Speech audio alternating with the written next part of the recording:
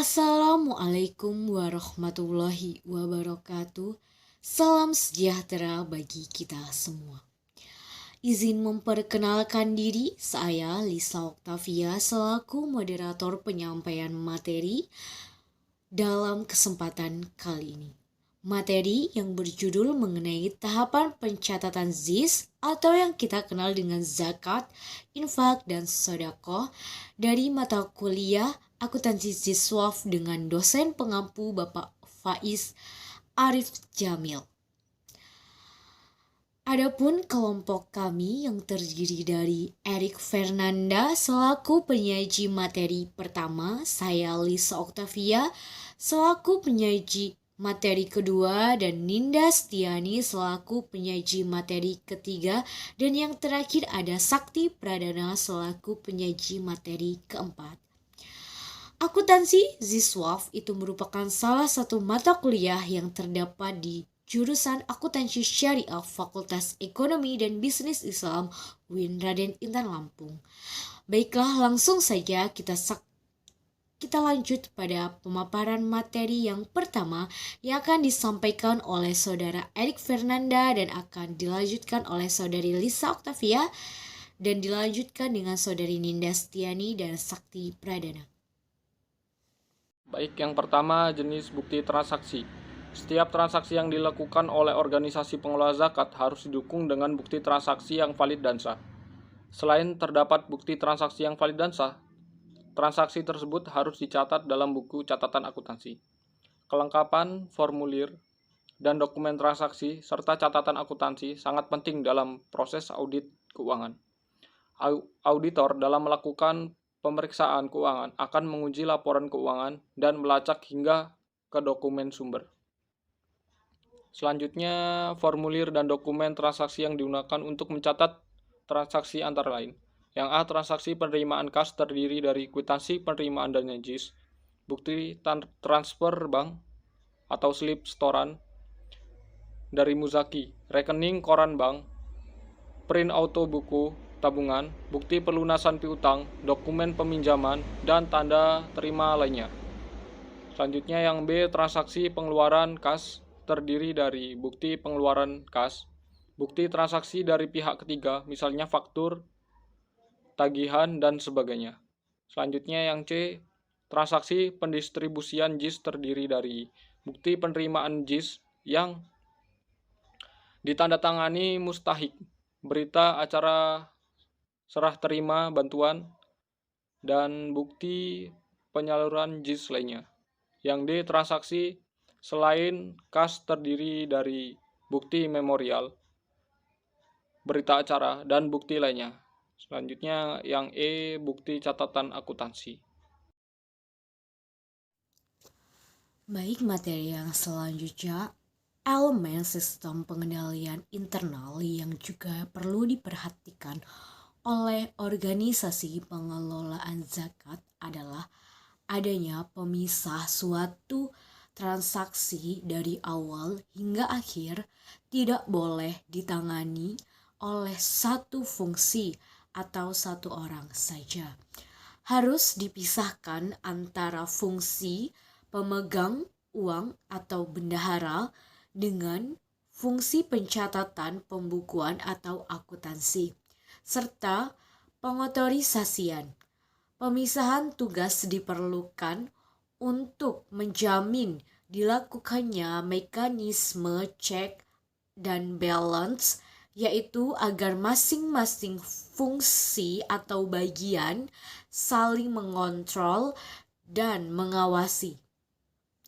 Adanya struktur organisasi, sistem, dan prosedur akuntansi dan pemisah tugas harus diikuti dengan adil dan juga dilakukan praktik yang sehat dalam menjalankan organisasi.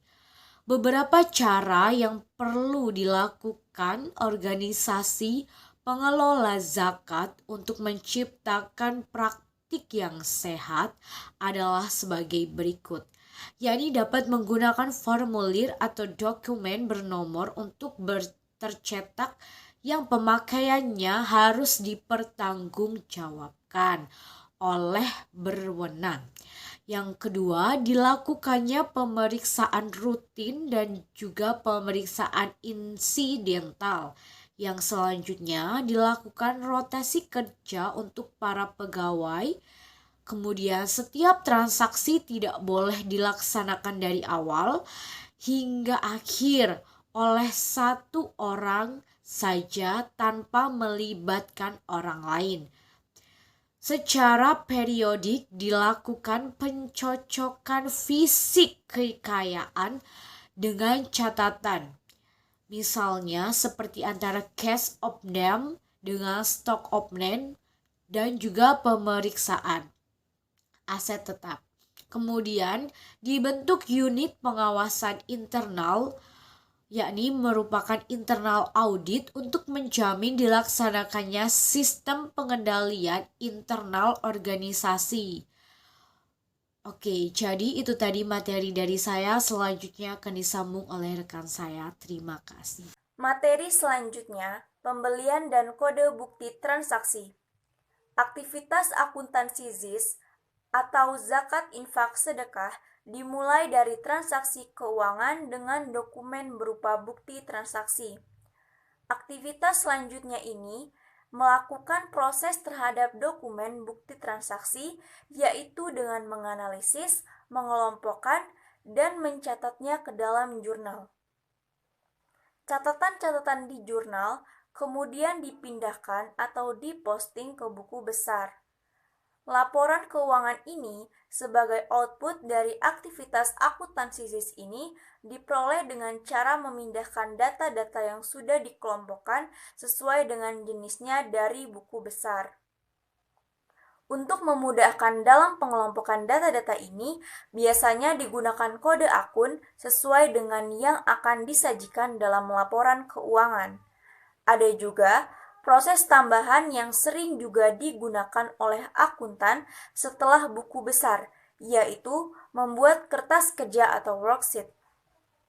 Kertas kerja ini berupa tabel kolom-kolom yang merupakan ringkasan semua proses akuntansi zakat.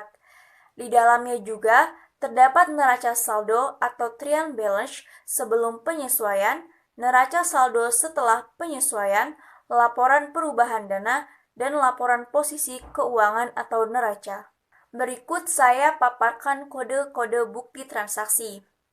1000 yaitu kas di tangan, 1010 kas di bank syariah, 1020 kas di bank konvensional, 1100 piutang, 1200 investasi, 1300 peralatan elektronik, 1310 akumulasi penyusutan peralatan elektronik, 1400 peralatan furnitur, 1410 akumulasi penyusutan peralatan furnitur, 1500 kendaraan, 1510 akumulasi penyusutan kendaraan, 1600 bangunan, 1610 akumulasi penyusutan bangunan, 1700 tanah, 2100 hutang, 3100 dana zakat, 3200 dana infak atau sedekah, 3300 dana amil, 3400 dana non halal, 3500 penyaluran terakumulasi dalam aktiva, 4100 zakat mal atau muzaki entitas, 4110 zakat mal atau muzaki individu, 4120 zakat profesi, 4130 zakat fitrah, 4140 fidyah, 4150 hasil penempatan zakat, 4200 fakir miskin, 4210 rikob, 4220 gharim, 4230 mualaf. Kemudian saya akan menjelaskan tentang ilustrasi tahapan pencatatan. Misalnya, Lembaga Amil Zakat Nusantara Jaya selama bulan Agustus 2018 melakukan transaksi keuangan sebagai berikut. Pada tanggal 1 menerima zakat mal dari Pak Hans melalui Bank Syariah 15 juta rupiah. Pada tanggal 2 menerima infak dari orang yang tidak mau disebutkan namanya sejumlah 3 juta rupiah tunai. Pada tanggal 3, membeli laptop second senilai 1.800.000, pembayaran ditransfer melalui bank syariah. Kemudian pada tanggal 10, menerima dana fidyah sebesar 100.000. Tanggal 15, menetapkan dana bagian amil dari infak sebesar 5 juta rupiah. Tanggal 23, menyalurkan dana untuk mu'allaf sebesar 50.500.000 melalui bank syariah. Pada tanggal 27, menerima tunai hasil dari dana zakat program bergilir ekonomi mandiri sebesar Rp50.000. Pada tanggal 28, menyalurkan dana tunai infak terikat 500.000. Pada tanggal 30, penilaian penyusutan laptop senilai 1 bulan. Pada tanggal 31 Agustus 2018, penilaian alokasi pemanfaatan aset kelolaan senilai dari piutang, investasi, dan aktiva tetap bersih. Dan yang pada tanggal 31 Agustus juga menyalurkan tunai dana infak tidak terikat sebesar 1.250.000. Kesimpulan dari materi ini adalah dapat disimpulkan bahwa setiap transaksi yang dilakukan oleh organisasi pengelola zakat harus didukung dengan bukti transaksi yang valid dan sah. Aktivitas akuntansi zakat infak sedekah dimulai dengan transaksi keuangan dengan dokumen, bukti transaksi. Selanjutnya melakukan proses terhadap dokumen bukti transaksi, yaitu dengan menganalisis, mengelompokkan, dan mencatatnya ke dalam jurnal. Baik, itu tadi penyampaian materi mengenai tata pencatatan ZIS atau zakat infak dan sedekah. Dimohon untuk teman-teman dapat menyimak video pembelajaran yang telah kami sampaikan. Apabila terdapat kekurangan, mohon untuk mengkoreksinya via kolom komentar dan jangan lupa untuk like video kami. Akhir kata saya akhiri, wabillahi taufiq wal hidayah. Wassalamualaikum warahmatullahi wabarakatuh. Sampai jumpa di video pembelajaran selanjutnya. Jangan lupa like, komen, dan subscribe channel YouTube kami. Terima kasih.